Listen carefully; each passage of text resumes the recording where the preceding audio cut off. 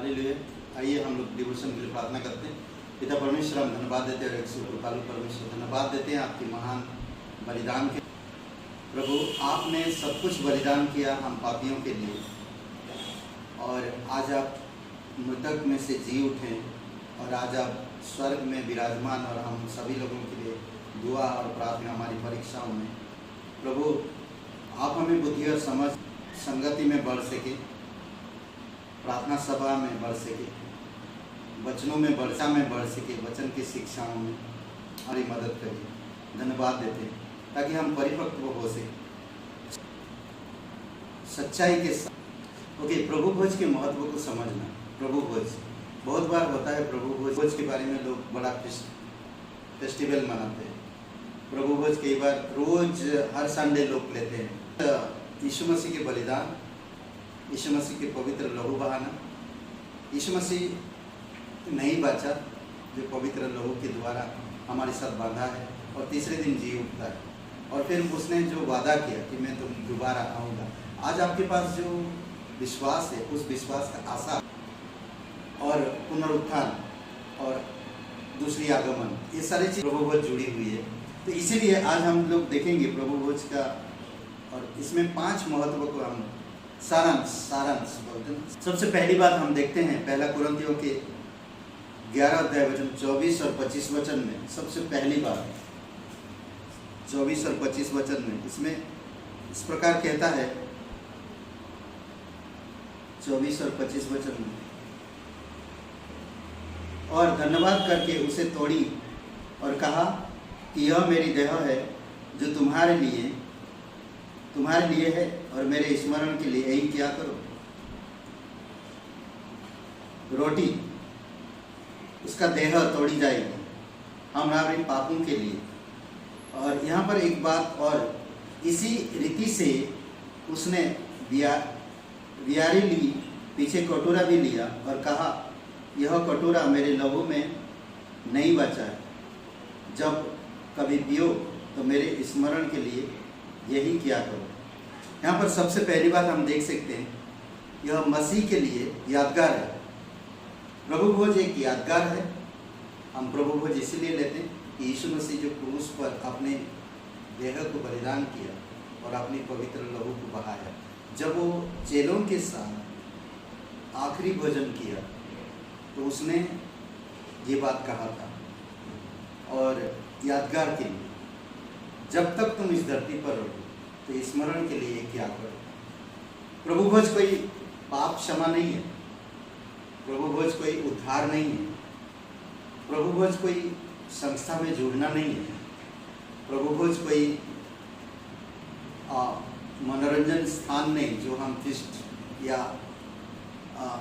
Feast या बोलते ना त्यौहार जैसा मना रहे। नहीं, प्रभु भोज प्रभु यीशु मसीह जो दुख भोगने वाला, बलिदान करने वाला और अपनी पवित्र लहू को बहाने वाला और जो कष्ट सहने वाला, उसको हमें याद करना है। उसी को याद करके प्रभु भोज लेते हैं। दूसरी बात हम देखते हैं लूका की किताब, यह नई वाचा का आश्वासन देता है। नई वाचा लूका का हम लोग देखेंगे, लूका का 22 अध्याय और वचन 20 में, लूका का 22 अध्याय वचन 20 में आश्वासन देता, नई वाचा का आश्वासन देता है। वचन 20 में इस प्रकार कहता है,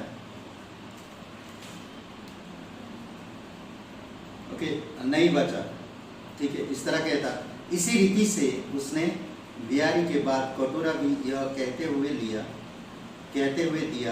यह कटोरा मेरे उस लहू में से जो तुम्हारे लिए बहाया जाता है नई वाचा है। हम सभी के लिए जो उसने लहू बहाया, तो ये हमारी आश्वासन के लिए। तीसरी बात, यह मसीह की मृत्यु की घोषणा के लिए, यानी कि आप सुसमाचार को प्रचार करने के लिए। पहला कुरिन्थियों का 11 अध्याय वचन 26 में, 11 अध्याय वचन 26 में देखिए, क्योंकि जब कभी तुम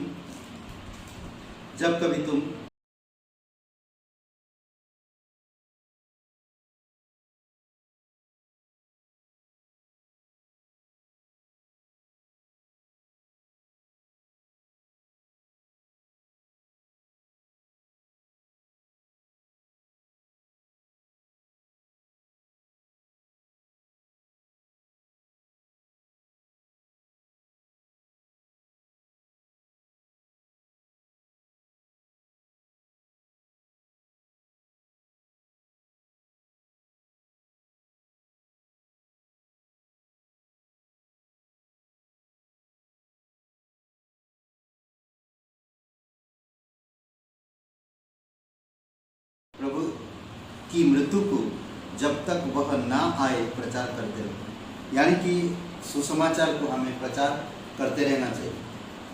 इसीलिए प्रभु भोज याद करना चाहिए। नई वाचा का आश्वासन है प्रभु भोज, और प्रभु यीशु मसीह के सुसमाचार को प्रचार करना जो उसने क्रूस पर जीवन दिया हर एक लोगों के लिए। चौथी बात हम देख सकते हैं 2 कुरिन्थियों का 26 में ही है, और वह है यह मसीह के आने की आशा में है। क्या कह रहा? जब तक मैं नहीं आता ना, प्रचार करते रहो। जब तक वह ना आए प्रचार करते रहो। एक नई आशा है हमारे लिए, वो आए गए, उसके लिए हम करते हैं प्रभु। और आखिरी में हम देखते हैं 1 कुरिन्थियों का 10वां अध्याय वचन 21 में, और यह मसीह और विश्वासियों के साथ संगति के लिए, हम सब यीशु मसीह के साथ और पूरे विश्वासी भाई बहनों के साथ यह एक संगति का कार्य है। देखिए ये वचन इस प्रकार कहता है 21 वचन में, तुम प्रभु के कटोरे और दुष्ट आत्माओं के कटोरे दोनों में से नहीं पी सकते। तुम प्रभु के मेज और दुष्ट आत्माओं के मेज दोनों के साझी नहीं हो सकते। है ना सुंदर बात? इसीलिए हमें प्रभु की साझी और प्रभु की संगति करना और विश्वासी भाई बहनों में बढ़ना। तो यह है प्रभु भोज का महत्व। ये 5 बातें आपको याद रखें। सबसे पहली बात क्या है? मसीह के लिए ये यादगार है। दूसरा, नई वाचा का आश्वासन है। तीसरा, मसीह की मृत्यु की प्रचार करना है। चौथी बात, मसीह के आने की आशा रखना है, और मसीह और विश्वासियों के साथ सहभागिता रखना है। आमीन। आइए प्रार्थना करते हैं। दयालु और कृपालु परमेश्वर पिता, हम धन्यवाद देते, आपकी स्तुति महिमा करते। सर्वशक्तिमान परमेश्वर, जीवित और पराक्रमी परमेश्वर, प्रत्येक भाई बहन को इस वचन के प्रभु भोज को समझने की ताकत दीजिए, बल दीजिए, और इस प्रकार परमेश्वर तेरे कार्य को आगे बढ़ा सके, तेरे राज्य को आगे बढ़ा सके, तेरे मृत्यु के समाचार लोगों तक पहुंचा सके, आप सहायता करें। धन्यवाद देते हैं। प्रत्येक भाई बहन को अगुवाई करें। जो लोग बीमार हैं प्रभु यीशु, आप उनके लिए स्पर्श करो उन्हें। हम प्रार्थना करते हैं उनके लिए प्रभु, दिशा आप उसे शक्ति, सामर्थ्य, चेतना पिता हम प्रार्थना करते हैं। धन्यवाद देते अजय जी, धन्यवाद देते प्रभु यीशु मसीह।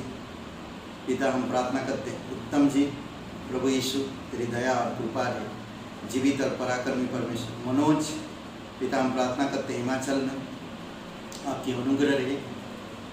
मनोज, दीपक और अमन के लिए आपकी दया, आपकी कृपा उन पर बनाई रखो प्रभु यीशु।